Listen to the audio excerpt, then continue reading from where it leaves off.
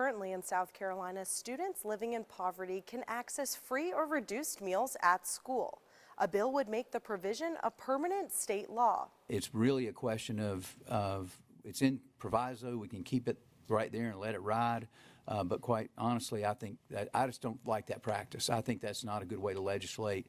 And I think we've already got a system that's working really well. The bipartisan bill says students who qualify for the National School Lunch Program can get free meals. Some of the criteria to qualify as a student in poverty is having Medicaid benefits, experiencing homelessness, or being in foster care. Senator Hembry says many parents didn't even know their child qualified. You had all these children that, for whatever reason, they qualified, but their parents didn't apply for free lunch. They just didn't get on the list for whatever reason. And it literally doubled the number of districts and schools that were eligible. School districts can participate in the community eligibility provision known as CEP.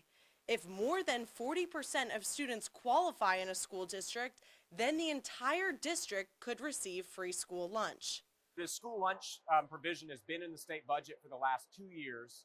Now they've seen that it can work, that it has not caused disruptions to district operations or caused an unfunded mandate on districts. Last week, an amendment was made saying if the CEP is discontinued by federal action, then this requirement to participate in the program is suspended. If the federal program went away, the state doesn't have the funding to backstop what the federal government is currently spending money on.